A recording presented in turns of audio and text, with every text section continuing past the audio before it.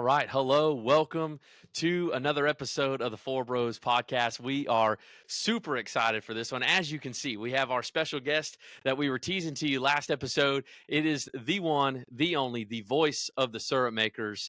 Michael Best is here. Thank you, sir, so much for coming on and joining us. Yes, Yep. we appreciate it. And we were making a comment earlier that I think everybody that watches our podcast, they know who you are, man. You need no introduction. So thank you so much That's for coming scary. on. How are you doing? Well, I like the show, but it's taking a big dip today. Apparently, you guys That's got me on right. here. So. No. This is where the podcast goes to the moon. So That's I right. need that Wow. one big Okay. guest to do it, That's and right. you are the one. So we have a lot to cover in this episode. We are going to talk all things Cairo, all things Cairo High School Syrupmaker football. So we are super excited, and we just want to dive right into it. And so kind of the first thing that we want to get at and just kind of pick your brain about is talk to us about this year's team. Talk to us about what you're seeing, what you're hearing, and what the Syrupmakers of 2024 look like this year. Well, I think Coach knew coming in that we lost some valuable skilled players last year on both sides of the ball, and he knew we would be, coming in with a very inexperienced quarterback, and also wideouts, running backs, most of the skilled players, and then over on defense. We lost a lot on the backside that just played a lot of games. O.J. Teals was a 3-year starter. Cade Puckett was a 4-year starter. Wow. Those guys, put in a lot of time. Jeremiah Williams, who is of the Jamaica Williams, for all the Syrupmakers that know, that's his son. And he was a big impact player as well. Malik Williams. So those guys were, on that defensive side of the ball are gone now. They graduated.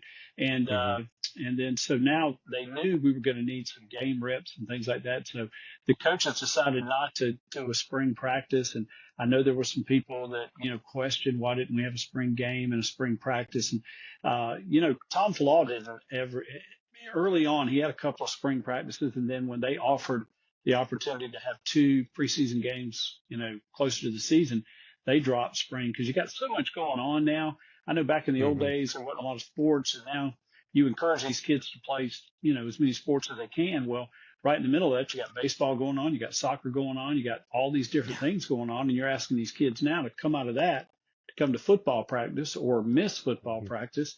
So they just decided to scratch it and have an extra spring or an extra preseason game, which I think was a good move to make because you could see the big improvement between the Irwin County game and the Worth County game of just getting some game reps. A lot of people also didn't know that the field house went under a complete renovation over the summer. And so they completely gutted the field house and all the weights were moved over to the old gym. So they spent the summer in the old gym, Wow. in the weight Sweating room it with no out. air conditioning, sweating it out, Yeah, which was a good thing. that's right. Coach liked that to be over there. They were old school in it. But they had a chance. I hear from a lot of the old Syrupmakers that, how things were in their day. Things have changed so much to this day. I mean, you basically practice almost year round, so missing a spring practice game did not make that big a difference because you had padded camps, you had 7-on-7s, you're out there in out there in helmets and shorts almost every day. So, it didn't make that big of a difference, but they had a very busy summer. And accomplished a lot, I thought, and Coach did too. And then to get into the preseason games, the one thing about this team that all the coaches say they like being around these kids. This is a great group of kids to be around. They're enjoying them. Of course, they like all of them, but this group has been really gelled together as a team very early. And a lot of kids are trying to step up and find their place.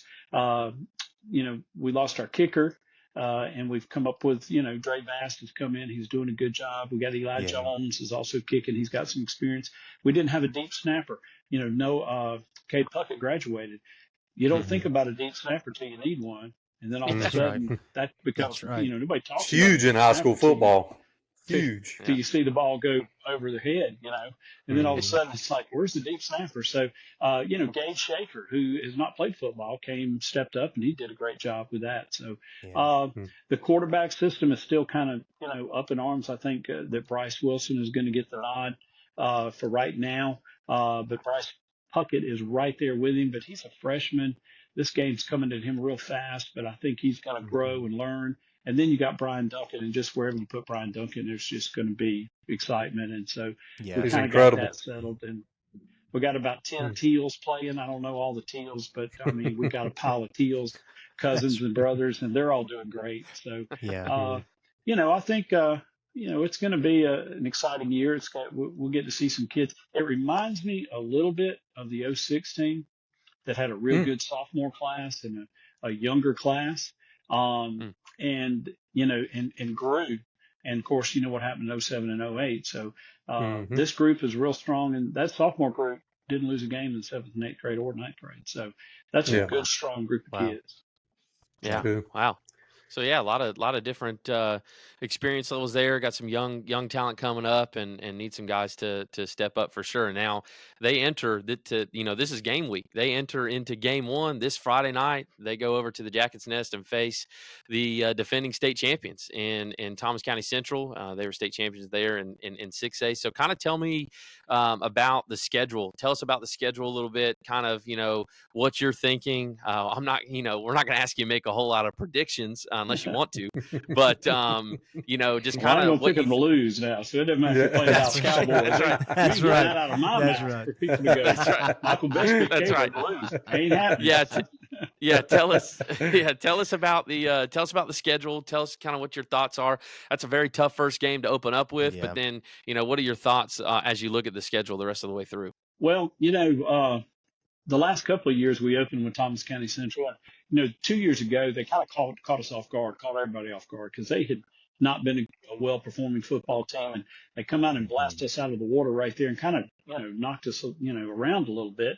And then the next week I really thought we should have beat Thomasville, and I think we were still a little shell shocked and lost that game. But then we went on stretch, and won a bunch of games till we got to Bainbridge again. And then this past year, we knew coming in Thomas County was going to be a big challenge, and they beat us. But then we won 8 in a row after that. So the thing I said earlier about David Coleman as a head coach is, up to this point, he took the job under extreme circumstances. It was given to him on the last day of school, and then all of a sudden he's got to put a staff together. He's got to get a plan together, and like I said, they're at the camps. They're in 7-on-7s. It's rolling. And the thing about David is, so far, to me, he has beat the teams he's supposed to beat, and that's important for a young coach. There hasn't been any quote unquote upsets. Now, to the fans, they think we should win every game, and as a fan, you should think that. You should. You ought to think that. Yeah. And or you're not a fan. But when you look at the schedule and realize that I think and then what happened is, I think letting the Thomas County game and especially Bainbridge, that bothers me the most, that we let that get away like that this past year. They are not 50 points better than us. And we let that one just get away. And I think the longer that O.J. Teal laid on that turf hurt, the more our chances started going down, because that's a kid they played with since they were 5 years old. And there were points there that it didn't look good for O.J. And I could tell this is not going to be good for us. So, just mentioning that and then getting into the schedule, opening with Thomas County, it's going to be a huge challenge. I think the goal is to stay close, to try to fight and stay close and have a chance in the end. It's a rivalry game. You never know what can happen in this game. So we want to fight, and we want to play hard, and we want to be there and just have a chance. But then the next week you got Thomasville at home. That's always a big rival game. They seem to, bounce back from last year. They had a big win over Brooks. I don't know how good Brooks is. Thomasville looks pretty good, so that'll be a big game. It's a rival. It's in the middle of the summer, so it's going to be hot. And then we play a new team. Kathleen was one that we got down from Lakeland, Florida. Again, it's so hard to find teams to play outside of region, because so many teams are locked into region games and rival games. So we were able to find Kathleen and play them. And then after that, we have a week off, and then we get ready for Bainbridge in the region. That's always a huge game. And I got in trouble 2 years ago or last year, I can't remember, on our TV show with CNS, they were asking me about rivals. And I said, well, we have 3 rivals, Thomasville, Bainbridge, and Central. But when you look at it, we're Bainbridge's big time rival. Like, they don't have another rival. We're it. That's they right. put all the eggs in that Cairo basket, and they want to beat Cairo in one act play. I mean, they wanted to get us in one act play. I mean, they want to beat us in everything.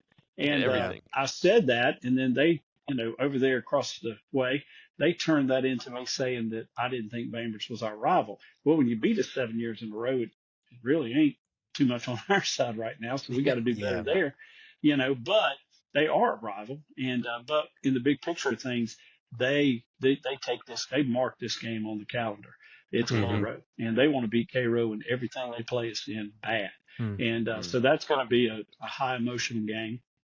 And then we had Wakulla, and then Wakulla calls coach over the summer. Actually, Joe Ward sniffed it out early. Joe called me and said, hey, Max Prep says that Leon's playing, Wakulla's playing Florida DRS or something. I said, no, that's a mistake, And come to find out, like 2 or 3 days later, coach gets a call from Wakulla, says, hey, coach, we can't play y'all this year. We lost about 7 or 8 good players, and we don't want to play Cairo, so we're dropping y'all. So we had to find a game, and we had 2 or 3 teams that talked like they wanted to play us, and they backed out. But we finally got Leon high, and Leon is a team with a lot of tradition in Florida for sure. And so we got them, but we had to move the schedule around a little bit. So we moved Monroe from the 4th to the 11th. And so we have Leon at home, and then we play Monroe at home. And then we've got Daugherty the next week. And by the way, Monroe is going to be that ain't going to be an easy game. They got a good quarterback. That quarterback's good. Receiver. We can, only thing is they're on Murder's Road. Their athletic director has sold their soul to the devil. I mean, they played Central this week. They got Colquitt. They played Central last week. They got Colquitt this week. They got Dothan the next week. I mean, I don't know. Their athletic director must not like Monroe. I don't know. But if they survive, the early games, non-region, that'll be a big battle. And then Daugherty, who looks to be pretty good still. And then we go to Peach and play up there, and that's going to be a big challenge. They're ranked in the top 10. And that was we've had some good games with Peach, and then finish up with Westover. And those Albany schools, you absolutely never know what they're going to be. I mean, they could be, people used to say, wait till the Albany Fair gets there, and then, and you got a chance to beat them, because everybody goes to the fair in Albany, and you got a chance to beat them. But you never know what Albany schools are going to throw at you. And we're playing them on Halloween night. It's Thursday, right? Thursday night. Yeah, Thursday. It has all the makings of being bad. I mean, it's that's terrible.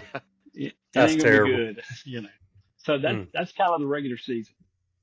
Yeah. Wow. Hey, I've got a question. I got a question real quick, and this kind of plays back into you mentioned Coleman, and people have varying opinions, and people can have their opinions, whatever. We collectively, and I know I can speak for myself, we're gonna support the coach. We're gonna support whoever's leading that program, and we all think the world of David Coleman as a person and a coach. But as I was looking, kind of prepping for this podcast and looking back at some old figures and stuff, this blew my mind, and you may know this off the top of your head, but and I'm not going all the way back to 1946. So I'm going back 1990. Ralph Jones won a state title here at Cairo. 2008, Coach Tom Falal won a state title. In those coaches' first 2 years with the program, so between Ralph Jones, Tom Falal, and David Coleman, who do you think would have the best record in the first 2 years? Well, I know.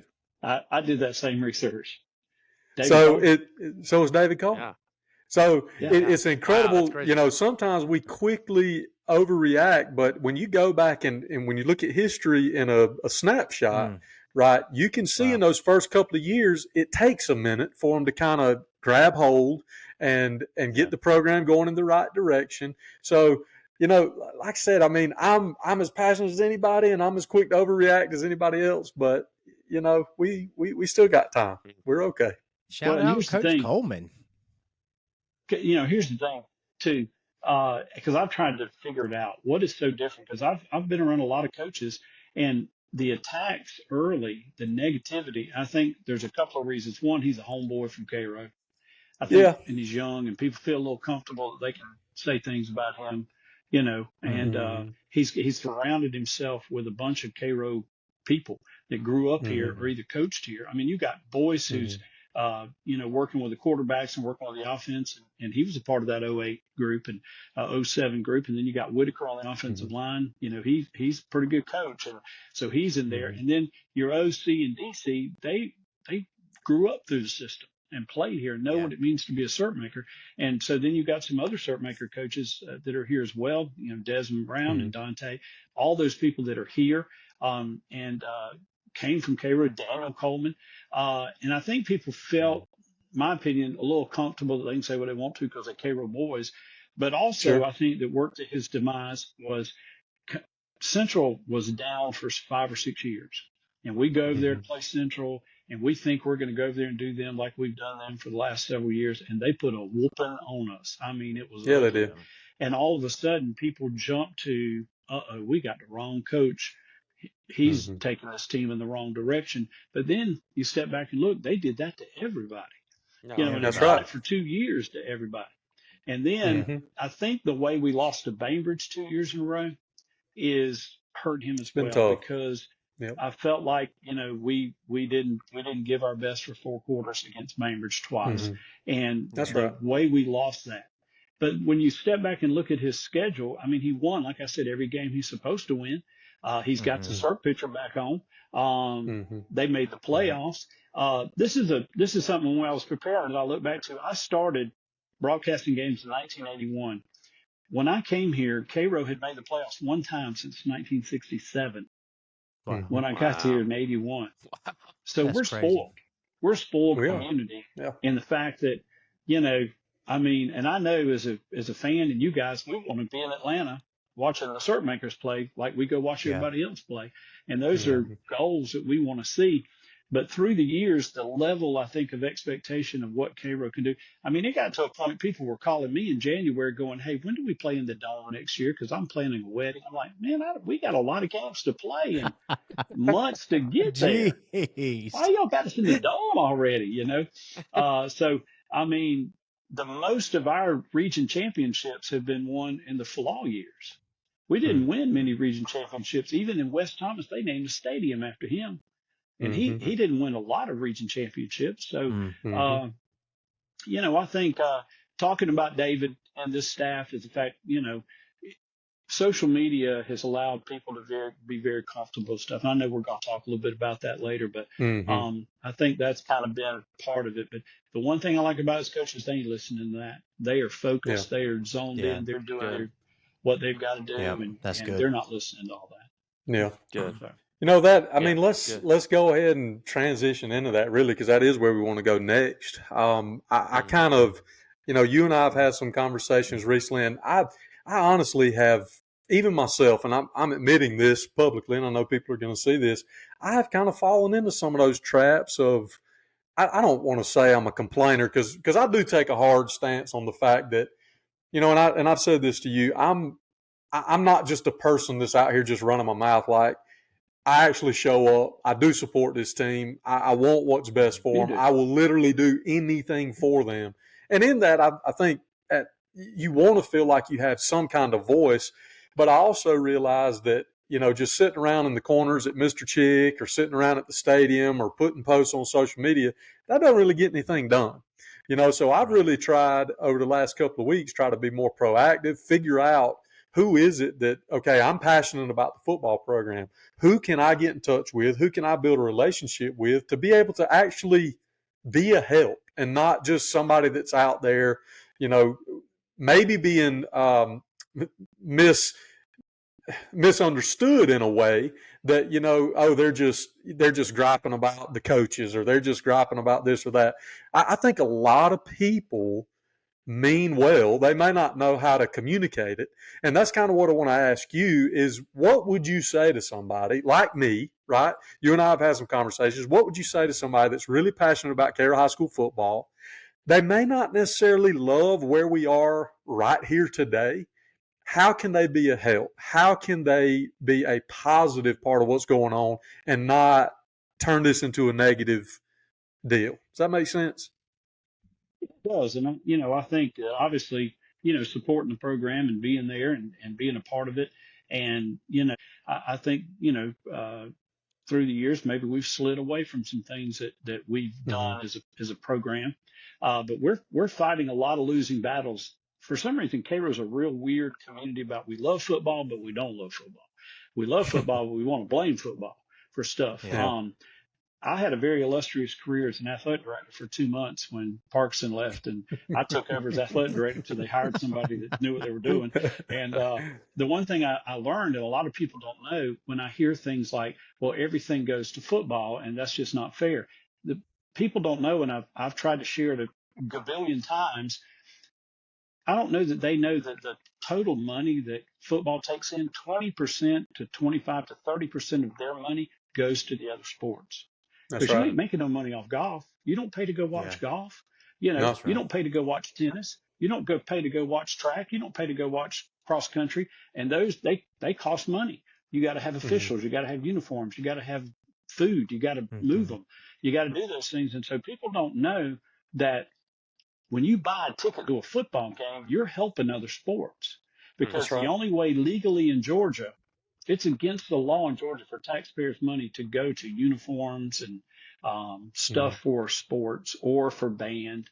You can't use taxpayer money. It has to be raised through ticket sales and fundraisers and contributions and donations. And people don't know that.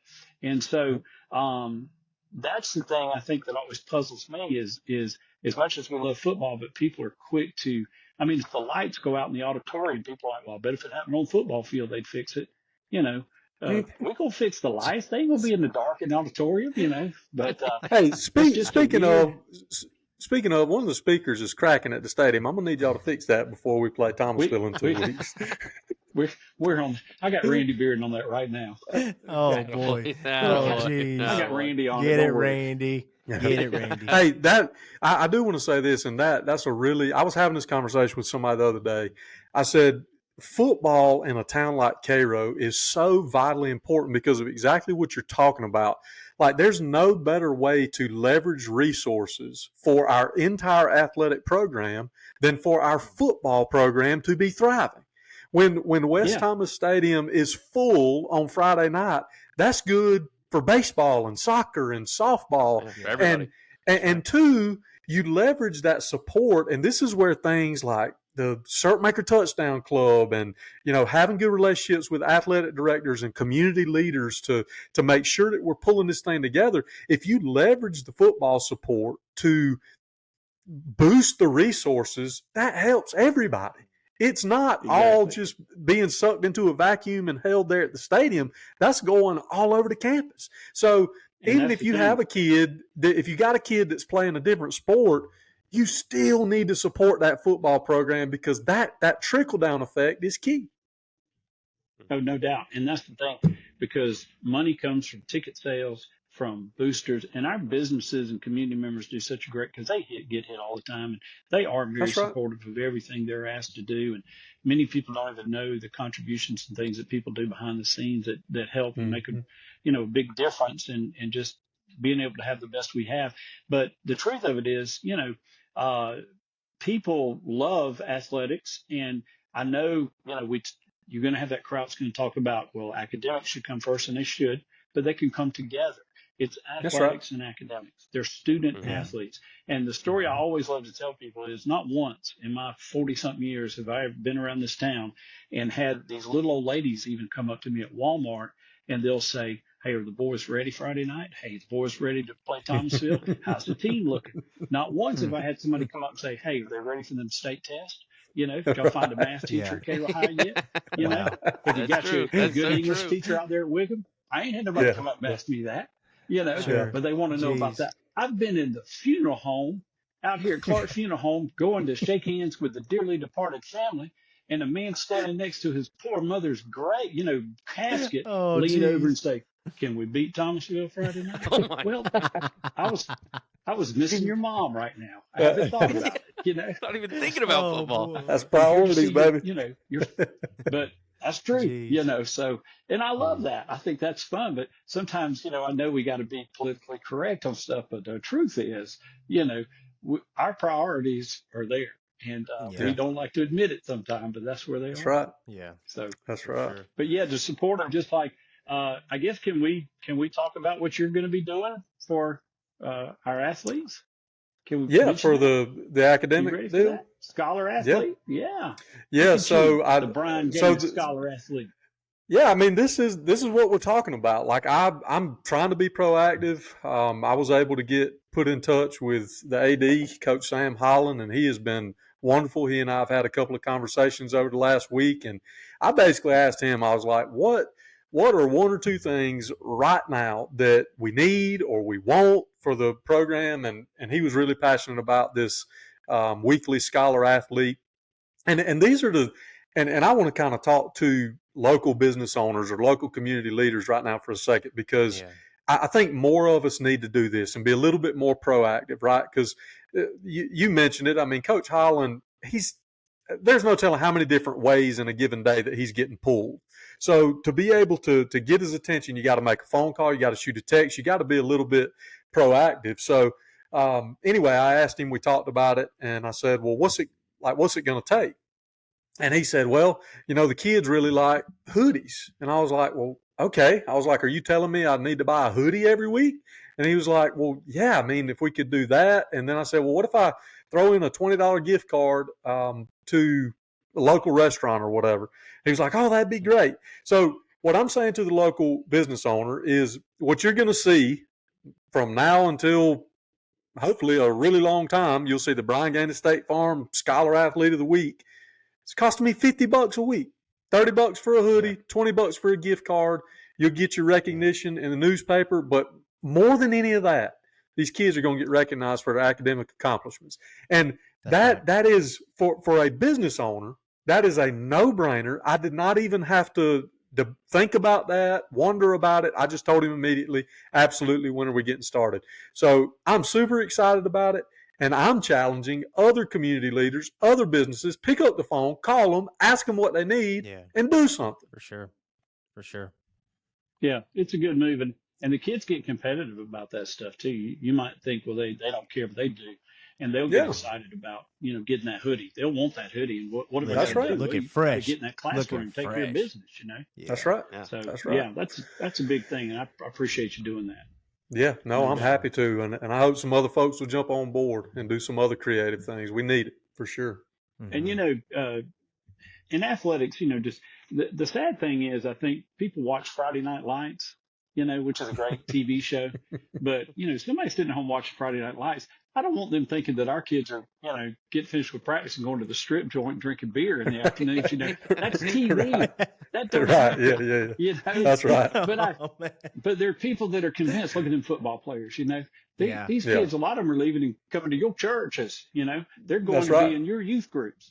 Now they're not angels; they're kids. That's right. But sometimes they get a bad rap because TV and movies make them look like they're just just a bunch of lugs. Just living off the land. And these kids have to stay academically eligible. In every sport. I do the eligibility for Cairo. I've done it for years, and they have to have a certain grade point average. They have to pass so many classes. And in fact, they take 4 classes a semester. They have to pass 3 of the 4 to stay eligible. And most of them pass all 4. It is important. So thank you for recognizing scholar athletes. For sure. Absolutely. Yeah, for sure. Well, Brandon, why don't you and Matt, let's go down memory lane. Do this little exercise.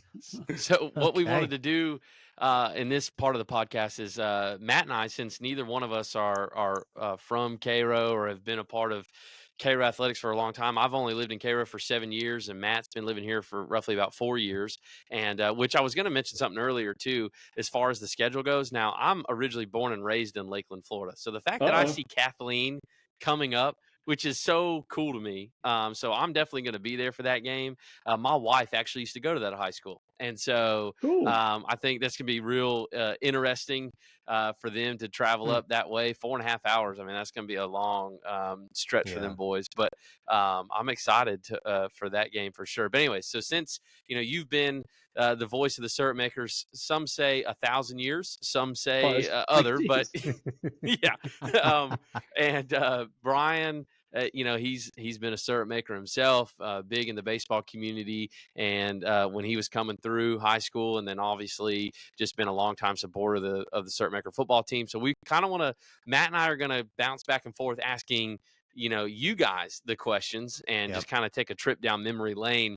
And so if memory serves me correctly, in the history of Syrupmaker football, you have 3 state titles: 1946, 1990, and 2008.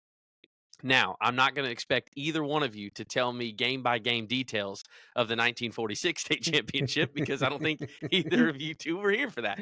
But no, so but there's always been an ongoing debate about who was the better state championship team, the 1990 team or the 2008 team. I'm going to let Brian answer first, and then we'll let you go next, Michael. So who is better, 1990, 2008 state championship team? What are your thoughts on that? Ooh. I don't know that there's a tougher question out there, but I will say this. 1990 is like the beginning of my memory and recollection. Like I was born in 85, but I don't remember really anything leading up to 90, but I do remember 90.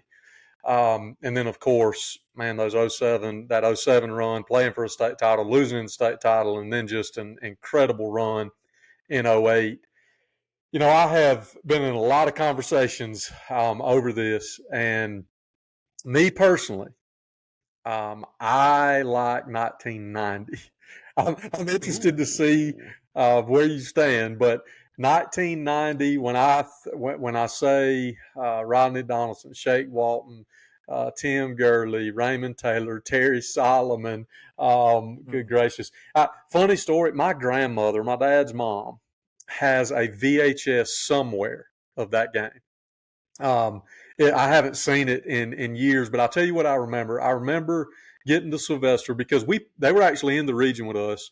We beat them earlier in the year, and it was basically Cairo and Worth, as my recollection. They were kind of far and away the better teams. They had Robert Toomer as a running back. That kid was unbelievable. Anyway, we beat them in the regular season, beat them in the region, come all the way back around, state title game. We had to go to Sylvester.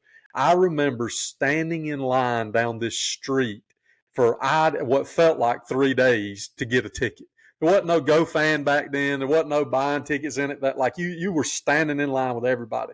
So we got in line, got our tickets, and I remember sitting on my dad's shoulders because they didn't have enough stands. He was standing on the track, and I was sitting on his shoulders to watch this football game. But anyway, we won. I don't know. I guess maybe it's nostalgia, but as good as that 08 team was, I got to go with 90. Wow. Well, I get asked that question a lot too, and I remember both of them. And I do remember 90 was, for me, when everything kind of elevated in our community, because up until that point, now my first year of doing the games on the radio, we used to actually just record them. The station used to sign off at dark. WGRA signed off at dark. So we recorded them on a cassette tape and played it back the next morning on the radio on Saturday mornings. Wow. Interesting story there. The first time I met Kirby Smart, I went up to introduce myself, and he said, "Michael Best, the voice of the Syrupmakers." And I said, "Hey, Coach," I said, how do you know me? And he said, "I grew up listening to you on the radio on Saturday mornings to do the football game, the Cairo football games." That's cool. You didn't have to say it like that growing up, like I'm ancient, but apparently I am. And so that was a real neat thing there. But, that first year that I did the games, that was our first undefeated 10-0 season in the history of Syrupmaker football.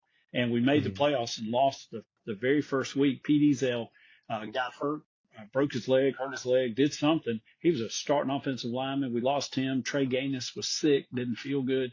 We go over there and play them in Waycross, played at the Waycross Bulldogs and lost it was about 12 degrees, I think. And our season ended right there. But that was kind of the start.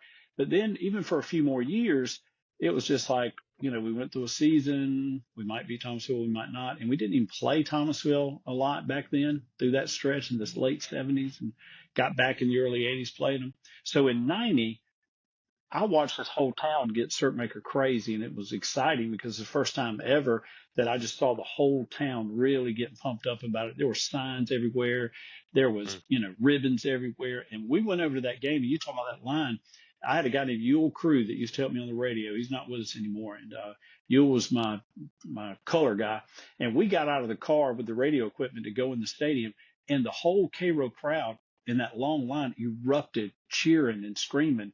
And I'm like, we're like celebrities here, they're cheering for the radio crew. These people are pumped up, And I just remember being in that stadium, and they had milk jugs with rocks in them, and we had syrup bottles with corn in it, and all you could hear was a roar, just a roar, a constant roar all night, and that was an exciting game. And the people you talked about, Raymond Taylor and all those guys, I remember they decided to go to the wishbone because the quarterback was so young. Rodney was real young. He's a freshman or sophomore, and they didn't want to put a lot of pressure on Rodney, so they had those three good running backs, Herman Garland back there, and I can't remember his name. We called him Spoon because he like a spoon. But and then we had Raymond Taylor, and those three running backs were amazing. And then the offensive line was really small. I think Brian might have Darcy. I think he weighed 155 pounds. And everybody said your offensive line is too small to do anything. But that team that year beat Crisp County twice. They had to beat Worth County twice. A great football team. The 08 team came so close in 07. We scored too early right down there at the end. And those guys from Farber made a great comeback and came back and won the game. And if you ask the coaches, 08 was a miserable year because of the expectations of the team, because everybody thought this team should, and if we didn't beat somebody by 35 points or 40 points, people were like, what's wrong with the Syrupmakers? They ain't as good this year, So there was a lot of pressure to be successful in 08. And, we had the first game rained out because of the tropical storm against Bainbridge, but then they went 14-0. It was an exciting season. We had a couple of real close games, to get over the hump, to be able to advance to the state championship. The best night I remember is going to Columbus and beating Carver so bad over there. And their radio announcer asked me about our little linebacker, number 6, Jake Elkins. He said, that little boy's too little to be playing football. He's going to get hurt. And at halftime, I slipped over to their broadcast booth and said, hey, how's that little boy doing? And they just shook their head and they said, that boy can play. And I remember Angelo P showed out that night. He was in a car wreck the night before. I don't know if you remember that. After the parade. After the Christmas parade. And we're eating chili at First Baptist Church with a bunch of the football team and other people. And I see Coach York and Kerry Deakins on the phone, and I could just tell by their face. I'm looking across the room. I said, something ain't right over there. I'm going to go see what's going on. So I walked over and said, what's going on? And Coach York whispered, Angelo's been in a wreck. And I thought, oh, great. There we go. We came this far, and it's over. And then I hear Kerry going, they put an air cast on his leg. Well, now we're done. It's over. It was a good run, but we're not going to win. And that was the night before the Carver game. Come to find out he was fine. But I remember being in that hospital. It was like a movie. There were 400 or 500 people, I'm not exaggerating, in the emergency room parking lot waiting for us to come out and say, Angelo's okay, go home. That's right. And I was getting calls from ESPN that night on my phone. Hey, we heard your quarterback's been in a wreck, So the question you ask, 08 or 09, I'm going to just take, like I always say, that was two different eras and two different teams, and they're both. Come on. All that, and he leaves us on a cliffhanger. And I'll leave you there. That they're both great football teams and great kids, and it was great memories. And I couldn't say one is because honestly, when you look at him, if you compare them, I mean, Angelo Pease, they ain't been a better quarterback come through, in my opinion, in the history of Cairo. Let me ask you, do you remember, I know the first game got rained out, like 06 for me, and you talked about this earlier, like how this team this year kind of reminds you of that young team. I remember going up to Washington County in 06. We lost to them 14-6, but everybody was saying we were just going to get our eyes beat in because they were good, and they did beat us. Oh, yeah. But man, we were right there. And then, of course, the next year we make the run to the state championship, and then we win the state championship. When I knew that, like, hey, this is our year. First play of the game, Thomas County Central against them after the Bamers game rained out. Do you remember the first play of the game? They ran a little, so they're running the split veer. They run a guy out on. They did like a sweep or whatever, and Scooby Bodiford is like inching up from safety, and he comes on a corner blitz and just obliterates this kid as soon as he receives the pitch, and the crowd just erupts. And I'm telling you, from that play forward, it was over. I mean, there was no other outcome than we were going 14-0. But that first play set the tone. It was over. But I know that night was a big night because we intercepted the ball a couple of times. I know Scooby's brother Duck, he had a big interception in that game for a touchdown, and you know that I'll tell you, when I knew we were going to win the state championship for sure, we were in the hotel up in Atlanta. And, you know, I always do the pregame devotion and the pump them up, get them excited before every game. And I had gone through my spiel and done the whole best I could do to get them off. You know, if you ain't fired up to play state championship, you just, you know, you're in the wrong place. And Coach Bilal, who used to be the best pregame speaker I ever heard in my life, that guy can get you ready to play. It did every game. His speeches were just on it. And Coach Bilal gets up to speak, and he was so emotional that he couldn't get it out. He would start to talk, and he couldn't get it out. And if you know Coach Falal, emotion is not one of the things that he has. He is very level, very he don't you know, you just don't see that. That's right. And the whole team sat there in silence. I sat there in silence. He could not speak. He would go to talk, and he got choked up, and he couldn't speak. And they're looking at me like, maybe you should get up and say something. And I was about to stand up and say something, and Reginald Bryant got up and put his arm around him and said, "Coach, you ain't got to say nothing. We know what time it is." And it was that moment. I get chills right now. When he said that, I said, we just won a state championship. It's over. And I knew we're fixing to go win the state championship. So, I'd have to say they're both. I've seen them both. But there's been other teams. Interesting. There's been other teams, in my opinion, through the years that have been better or as good as those two teams that didn't get it. Just, it didn't work out. It didn't happen. You know, 92 was probably one of the best football teams we ever had, and we got voted out.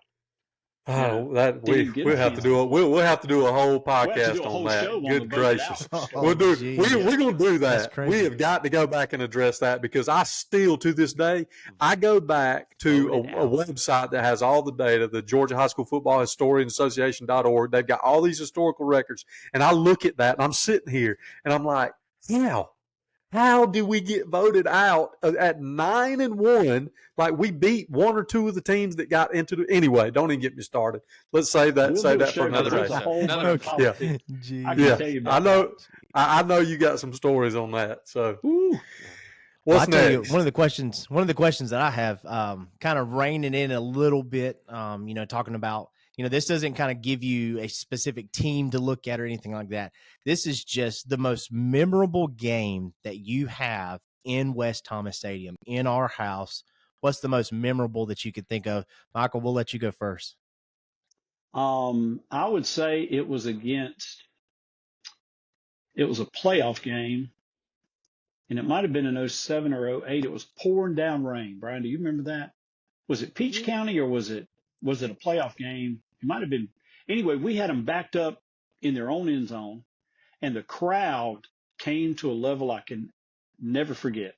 The crowd, the crowd influenced the game. We got so loud that they couldn't get a playoff, and it was pouring down rain, and we beat them just from the fact that our crowd finally got. You know, we can have 3,000 people in the stands, and it's louder over here at Roddenberry Library sometimes. You know? Our crowd sometimes doesn't get real loud.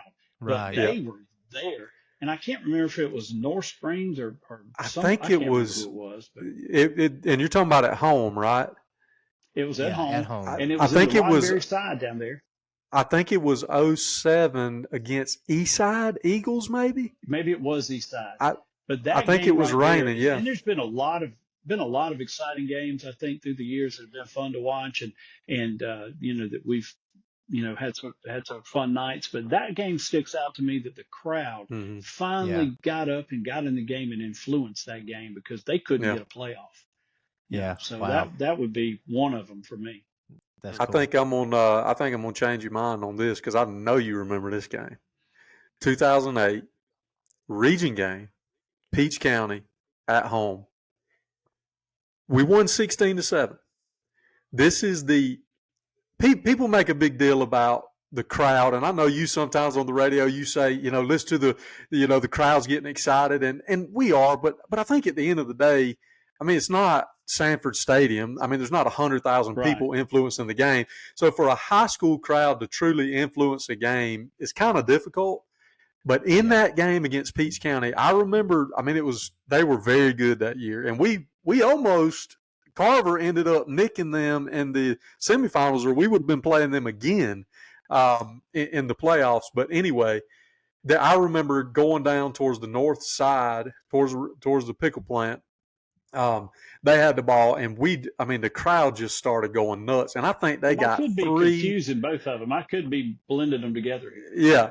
So 3 or 4, it wasn't right. It wasn't raining. I know it wasn't raining at this game. It was beautiful that night, but the crowd literally caused like 4 or 5 false starts in a row that backed them up when they were driving. And Cairo, Peach County, there's been a lot of wars over the year. We've played in a lot of big playoff games against them. They've been in our region a couple of times, but that one sticks out to me as one of my most memorable at home. Of course, there's tons of other ones. The 2007 state championship game, I mean, even though we lost, I mean, that was an incredible atmosphere. And I think about Mary Persons 3-0. I think about Jefferson in the playoffs 17-14. Brandon, I think that was the first year you were here, maybe, with J-Mo at quarterback. But anyway, there's been a lot over the years, but that 2008 Peach County game sticks out to me. Okay. Out of town games, I know you didn't ask about that. There's been a lot of them on the road against Thomasville and Central that are big games that I remember. I remember the Bainbridge game, which we call the clock game. We were beating Bainbridge over there back in the 80s, and we had them beat. Their clock went out, and they had to keep the time on the field. I love the clock. They had to keep the time on the field, and we're winning. And all of a sudden, they had a guy named Philip Bryan who played at Florida State. He returns a punt, and they punch it in, and all of a sudden the officials go, "Game's over. Time's run out." That was a huge. There were people I thought were going to jail that night from Cairo. I really thought people from Cairo wasn't getting home because the year before is when Bainbridge beat us at home 7-0. When we got down to we were first and goal at the goal line, first and goal with Duke Donaldson in the backfield, and we couldn't score. And Bainbridge had a big lineman that went to Georgia. I met him later in life. This guy was just a dominating menace out there. And Jack Johnson ran out there during the huddle timeout and turns around and looks at him and goes, "We coming right at you, big boy." And they hand the ball to Duke Donaldson, and this guy decleated Duke. I mean, it was like he almost broke his soul. And they beat us 7-0 and won the state championship right here in our place that night. So, but a game I remember on the road of recent memory, and I know you'll remember this too, is St. Pius. Going up to St. Pius, beating them in their place 21-0. They had one set of stands. Everybody had to sit together. They didn't have visitor stands. Man. You had to sit together. And during warm-ups, Coach Flaw tells a story all the time. We're warming up, and St. Pius runs through our warm-up and bumps into a couple of our guys, just kind of trying to intimidate us. And Terrell Kaysen, who never said a word about anything, come by Coach and said, "Coach, it's going to get a little different tonight."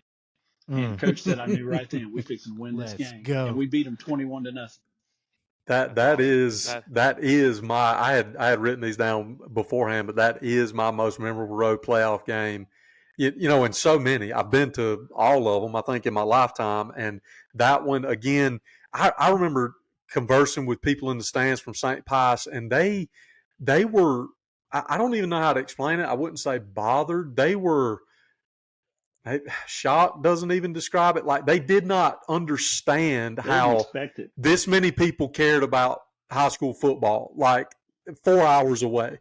You know what I'm saying? And it was a one-sided. Yeah. This is what I can't understand, and this is where I hope they've changed this. If they hadn't, then they're crazy. So one-sided stadium. They put their team on the opposite side of the field. I mean, we're like literally, it's a home game for Cairo. I mean, we are going nuts. We got our team on our side. They had their team on the other side, and it's like to know that stadium it's a pretty big side that they have. I mean, there was plenty of room, but on the other side, it was just like the sideline and then just some woods. I mean, it was like they just put them over there in the oblivion, and we did. We shut them out. They were number 2 in the state. Shut them out that night. I knew it was going to be a different experience when they did the opening prayer in Latin.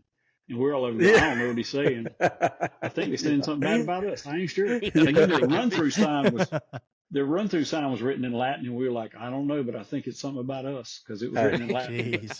Hey, you know this. Yeah, y'all know we got one of the best concession stands in the state, but I'm gonna tell you something. St. Pius has some gumbo.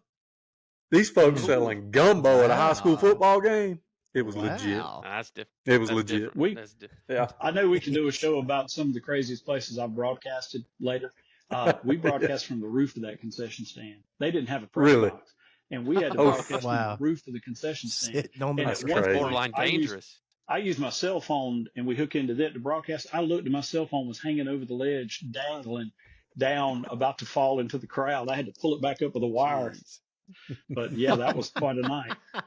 Oh my goodness! It was fun. Well, it was fun. Another question we'll get into. We'll get into one more question. When we think about and Michael, I've had the opportunity. I think all of us have when the team comes to eat at churches and things like that, and you give your pregame devotion and your speech and the way you guys kind of rally the troops in that moment and kind of get them ready to go fight in the battle that night. I know one thing that's always mentioned is that Syrupmaker pride and what that looks like. We talk about a Syrupmaker standard. And what that Syrupmaker standard is. And so you talk about that. So I guess my question is kind of 2-part. One, what is the Syrupmaker standard in your opinion? Like when you think of the Syrupmaker standard, what do you think of? And then also too, with that, and each to you and to Brian, who are like 2 or 3 football players that you can think of out of all the games that you've watched, out of all the years that you've seen come through the program? Who are a couple guys that when you think of Syrupmaker pride, Syrupmaker standard, and just a Syrupmaker football player, it's this guy. Like these are your top guys you think of. So I guess we'll let the voice go first, and we'll let Brian pick it up. I think when you talk about Syrupmaker pride, and Ralph Jones was the one that really I think brought that around when he came back to Cairo. He talked about the importance of having Syrupmaker pride, and first and foremost is there is no other Syrupmaker in the world. This is us. Right. And we should be proud of that. And we should be proud. They make fun of our little mascot. That's fine because that's our mascot, and you ain't got one like that. And the fact that, Coach Palau coined the phrase many years ago, there ain't nothing better than being a Syrupmaker on a Friday night because there ain't another one. And so we tell those kids from even in middle school, you're about to be a Syrupmaker. And there ain't another Syrupmaker in all this world, and you should be proud to put on that uniform. And if it's the band, if it's cheerleading, whatever it is, we got the best band. We got the most excited, student section. We won the contest a couple of years ago of having the best student section. And the thing I think that I like about it, and y'all think about this, there's a lot of people hate us. I mean, I know there's rivals, but everybody hates Cairo all the way. I mean, I've always said it's just because they hate us because they ain't us. That's what I say. They want to be a Syrupmaker, and they can be. And but if you look at it, even Thomasville and Central, that's a big rivalry. But they both hate us, and then Bainbridge. But it's all over the state, If you go places, people say them Cairo Syrupmakers. I remember Bill Stanfield coming up here, beating us, and Bobby Walden. I mean, they goes back to the 60s. And so that's the pride of Cairo, to know that everybody knows us.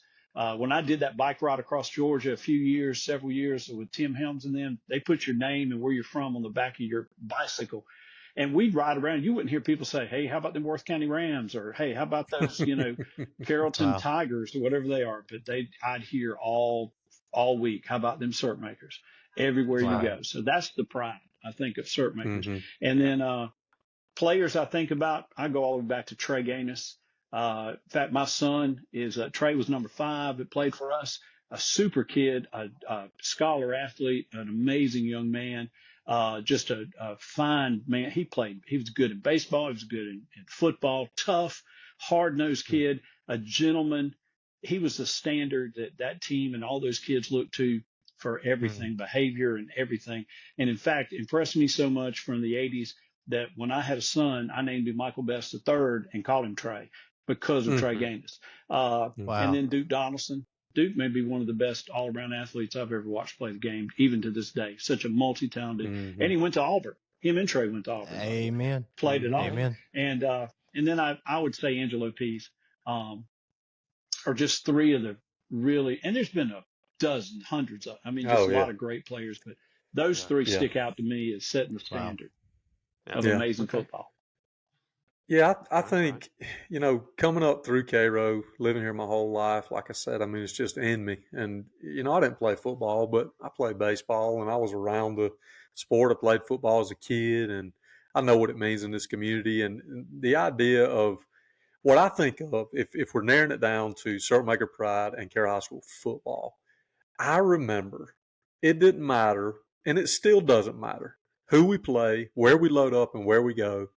Cairo's going to have a chance like that. And I think that's what people are losing sight of a little bit and maybe feeling like, you know, we're playing teams like we're playing this week. And do we really have a chance?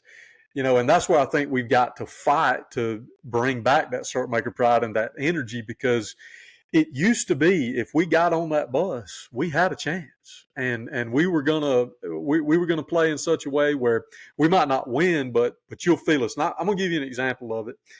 In 2000, we played Marist in the third round. They come down here to Cairo, and you know that going back to even Thomas County Central and Cairo's got history with Marist, but it's private Atlanta school, you know, and then South Georgia public schools, and they come down here and we beat them 20-0. They had a really good team. We beat them 20-0, and went to the Dome that year. There was a kid on that team. I believe he was a sophomore because I was a freshman. No, I was a sophomore that year. And he was a sophomore on Mayor's team, and he played. He was a little offensive lineman for them, but he played baseball. So I have no idea who this kid is. He ended up playing on an Atlanta travel baseball team with me. So when he found out I was from Cairo, he was like, "Oh, Syrupmakers." He was like, "Man," he said, "we played y'all," and this would have been, I guess, 2 years later. He said, "Man, he said we played y'all down there a couple of years ago." He said, "I'm gonna tell you something." He said, "I have never ever been so sore after a football game than I was that night leaving Cairo, Georgia." That, to me, that's what Syrupmaker pride is. That is, I've said it to y'all before. If Cairo shows up, regardless of the outcome on the scoreboard, you're going to know we were there.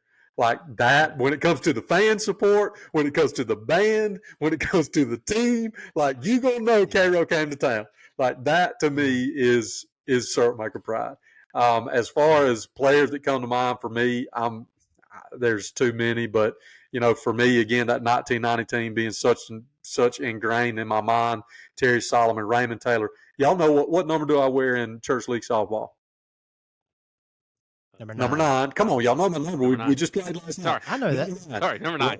Raymond Taylor. I'm telling you, I wore number 9 my whole life until I got to high school, and somebody on the baseball team already had 9, and I had to swap to 11. But if I can't have 11, number 9 is my number, and that is because of Raymond Taylor. I looked up to him as a kid. Wow. So him, Terry Solomon, and then Angelo Pease is a no-brainer. That kid was incredible, top to bottom, athlete, person, student. I mean, just unbelievable. But there's a laundry list of folks that we could say, but those three stick out to me. You know, in '89, Raymond Taylor was a freshman and broke a long one for a touchdown to beat Thomasville, and was heading down the sidelines by himself. And we were about to beat Thomasville for the first time in a few years. And it was a hot, muggy night, and the ball slipped out of his hands, and he kicked it out of bounds. And they stopped us at the 5-yard line, and we didn't score. And that night, when everybody was going home, I was one of the last ones leaving the field house. I heard somebody crying, and I'm looking around and I can't find him. I said, who's crying? And I'm looking everywhere. Raymond Taylor was in the bushes, sitting on the ground, crying his eyeballs out. And I went and sat in the bushes with him, and we sat there, and I told him, Raymond, I promise you, you're going to bring more fun and more glory to this place than this one night. Just forget about this. And boy, did he, you know, what a player he was. Yeah, he did. He was That's incredible. So cool. That's so, and especially like being from a place, and we've talked about this before on the podcast, of me being from Central Florida, and down there football is just another sport, right? It doesn't have like the impact like it does here in South Georgia. So now to have lived here for 7 years now, and to see some of the rivalries in person, like Central and Thomasville and Bainbridge, since I've lived here, Cairo has not beaten Bainbridge, and I have seen some close Cairo Bainbridge games. And I'm ready to see it happen. I think it's gonna happen very, very soon. But it's just cool to see that, to talk about the Syrupmaker pride and then see it out on the field. Just in my short 7 years here, I've seen some good players and some good athletes come through here. So it's cool to talk about, and it's cool to see it in person, see you guys kind of go down memory lane and talk about those things. And hopefully, years from now, we'll still be talking about it and talking about some good programs and good teams throughout the years. So real quick, as we kind of transition into looking at this week, because we're in a game week, and so we're off memory lane, and now we are here reality. The 2024 season is upon us. Cairo is taking on Central, and so kind of if you can, Michael, give us like what your expectations are for Friday night. What's your thoughts as you look forward to this game on Friday night, and as the Syrupmakers get ready to kick off their season? Well, definitely going to be a tremendous challenge. They're a very good football team. Coach Devo said 2 or 3 years before this happened, Central's got the best athletes in this area. If they get a coach that brings it all together, they're going to be hard to beat, and they did. And they're just they're quick. They come to the ball. They're huge. I don't know, one way the community can help, we talked about, we need to finance a good nutrition program for our boys. Feed these boys. We got to feed them, and because they don't eat, they just teenagers today. You can say, did you eat lunch? Yeah, I had a bag of Doritos and a Mountain Dew. Good. Amen. But, amen. There you go. We got to get them some food and get nutrition, and we do that during the off season, but we got to do it year round. And because these guys are big, they're big on the hook, but they're fast. They go to the ball. On defense, they swarm. Offense, they had a great quarterback, and they just cloned their offensive line. The whole offensive line graduated, and now they've got, Replicas. 5 more that look just like the 5 that left. They've got a Russian playing center that can't speak English. That's, when he stood up, his son went away. I couldn't see. Yeah. And they said he's down there talking to the kids in Russian. I think he was helping fight the Ukrainian war about 2 weeks ago. And now he's here. I think he was flying a drone for Russia, over there. Now he's playing for Central. And so they're a very good football team. But, like you say, we're going to show up and we're going to come play. And that's what it's all about. And I hope we have an exciting crowd. And, we've got some players that can make some plays too. And that's what we want to do, is just, compete and stay in this game and have a chance at the end. Right. And, there's been a lot of smack talk on Facebook, and actually I've kind of liked it. It's been fun to watch because it hadn't gotten personal. And, they haven't attacked our kids. They haven't attacked our coaches. There's been some funny stuff. The one that sticks out to me is somebody said Cairo ain't beat Central since we turned a KFC into an urgent care. No, that takes the cake. That's it right there. You win the internet, Amen. So there's been a lot of, there's been a lot of smack talk out of them, and Cairo people hadn't said a lot because we're just going to go play. And I would just like to see us go over there and play a good game and play, like we can play football. Yeah. I said it on one of the recent. I said it on one of the recent podcasts, but I'm like you. I don't like picking against Cairo. I have been known to on a Chick-fil-A Friday night radio show trying to win a gift card. But other than that, I try to be realistic about it. Central is very good. They are very, very good. This is going to be a very tough game for us to win. Yeah. More so what I'm looking for is a ton of fight. I would love to, even if we can't outlast them, like I'd love to go over there and shock them. You know what I'm saying? I'd love to just get an absolute dogfight with them. The crowd be into it, pack that stadium out, get back to that mentality of, look, we're going to show up. No matter what, we're going to show up, support these kids, support the coaches, support the program, and come out here and fight. I would just love to see us kind of hit them in the mouth and just Yeah. remind them that, hey, we're still over here across the creek. Y'all may be on your high horse right now, but in the words of our friend Deion Sanders, we coming. So That's Yeah, right. that's right. We coming. Yeah, We coming. I think like that's what I'm excited about. Like I'm looking for it, and what I've been telling people is I want to see us just do something really cool. Like I want to see just the unexpected. You don't know what's coming. Like right out first play of the game. Like let's just go ahead and hit them in the mouth. Kind of like what you guys were describing earlier, just kind of in teams past where. Yeah, you may get us on the scoreboard, but you're gonna know you just played us. Like that's right. what I'm excited to see. That's the buzz that I like. So I come from a small town over in Alabama that football was kind of like king. I mean, just kind of like it is here. And in those nights, those Friday nights were always a buzz. And we had this one particular school that every year that we would go to play them, it would happen on the radio. Like their people are calling the radio station, dogging us. Our people are calling the radio station. I mean, it was just crazy stuff. But the atmosphere in those games are always electric, and that's what I'm excited for. I hope our boys are ready for that electricity, man. And I'm ready to see them do something absolutely cool Friday night. Yeah, it should be. It's always going to be a good environment. They're loud. I was there at the and I know Michael was, Brian was as well. The state championship game in Atlanta, where Central beat Woodward Academy, and I remember being there live and in person, where the official made a comment about the noisemakers, and I know that those things are going to be more even in full force this year. Like that place is going to be so loud Friday It is night. loud. Yeah, it it's is. going to be so loud that Jackets Nest is going to be rocking. And if they think that if anybody thinks that their noisemakers are going away, they're not. Like they're bringing more. And so they're basically going to be like, you got to put us out in order to get us to stop doing that. So I just hope our guys can come out and just understand that put that noise to bed. Just go out there and play the game. And so I mean, hearing you guys talk about some of these past seasons and some of these past games, it gets me so excited. And to all the Cairo fans that are out there, the Syrupmaker fans, like again, understand, and especially what you were saying, Michael, is that it's a long season, and in the last couple of years under Coach Coleman, he's won the games he's needed to. Yeah. I can remember one of my first full seasons here. I think it was 2018, where for whatever reason we played. I think it was maybe Central and Bainbridge early, or it was Thomasville and Bainbridge real early, and we dropped both of those games like back to back. And I remember it was at Bainbridge. We were walking out of the stadium, and I just heard everything from fire the coaches to fire the entire staff to like fire everybody.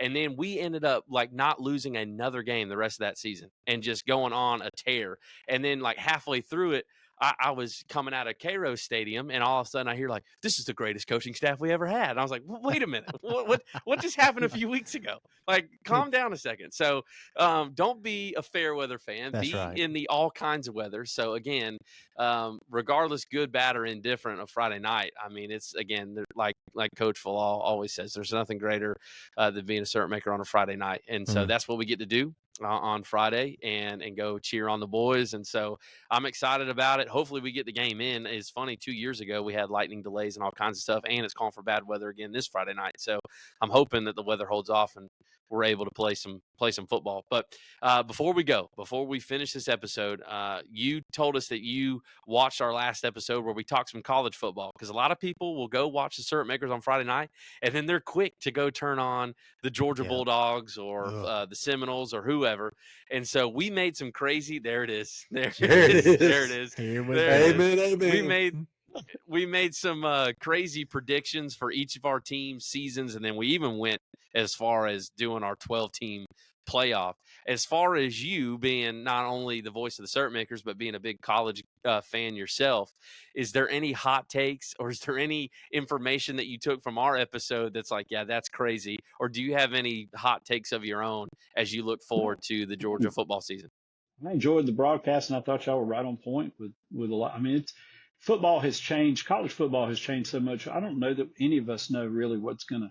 I mean, you got Georgia having to go to Texas, Georgia having to go to Ole Miss, Georgia having to go to Alabama. I mean, who knows with that? But like you say, one thing we talked about on our TV show that I do with Randy Young and them, you almost don't want to win the SEC championship. You almost don't want to even play in it. Yeah. because winning it is going to get you by, but losing it could get you way down to where you got to win about 4 straight to get back to it, you know? Yeah. Yeah. So it's almost as if you don't even want to play in the SEC or the ACC or any of the championship games, because if you don't win Mhm. it could bump you way down. So Yeah. For Did sure. What did you think of agree What did with you our think of my okay. hot take on Kirby Smart if he wins a national title? If he wins a Mm. national title, getting hired away by the NFL, Dan Lanning coming. Mm. I don't think Kirby. I think Kirby's right where he wants to be. I hope would be so. surprised. I hope so. Me too. Me too. Did, I don't think he has any desire to do that. Did you agree with our? I'm sure you did. This is me asking a silly question, but did you agree with all 4 of us of having Georgia as the national champ when it's all said and done? Well, I hope so, but Like, Texas is still, they're there. I don't Yeah. know. Mhm. It's going to take a little luck, and it's going to every I think national championship game takes a little luck to get there and win it. But I hope When they I win. when It I was thought about miserable last year. when I thought about even my prediction, in order for Georgia to win the national title, in my prediction, you got to beat Texas twice. Because I had them losing once. So you're beating Texas twice. Yeah. You're beating Ole Miss on the road. You're beating Alabama on the road. You got to beat Florida and Jacksonville. You got to beat who did I have in the semifinal? Texas again in the semifinal. And then you got to beat Ohio State. I mean, if you're looking at the schedule and thinking, I got to beat all of those teams to win a national title, that's pretty tough. That's tough. That's tough. I think this is going to be one of the more exciting college football seasons that we ever had. So we'll just have to see. But hopefully, more than likely, this episode is going to be coming out before the Cairo Central game. So you're probably seeing this on Thursday or possibly even Friday right before. So look for us there at the game Friday night. Plan to be there. Michael will be in the booth doing what he does, and so maybe one of ourselves, either myself or Brian or Matt, will slip in the booth on a Friday night and Yeah, sure. Come on, I'd say hey love to it. you. Yeah. Yeah. Come on up and hey, get a Cairo Surprise. Messenger because this hit the papers this week. This There we go. represents a lot of blood, sweat, and tears from me on a nighttime There and you go. weekend. Yep. Okay. Hey, did they get my ad? ad? Make sure they got my ad in there. They called me about I'm sure it. it's So make in sure there. It's on the back. It's on the back of the back page. Yeah, don't worry, it's in there. I'm sure it is. Yeah. Maybe they spelled everything right. It's a That's quarter right. page That's in there. right. That's right. Well, Michael, we Oh. really Yeah. appreciate you coming Yeah. on, Thank you. and I For sure. and I can probably guarantee that this will not be the last time you're going to be on Yeah. here. We'll have you on Great. again with Yeah. as long Thank as the y'all. football season is, Yeah. and so it'll be a good one. Thank you everybody for watching. We Yep. really appreciate it, and we will catch you in the next episode. As always, go Syrupmakers, and Yeah, we peace out. will see you in the next episode. See you Peace out. guys. See you guys.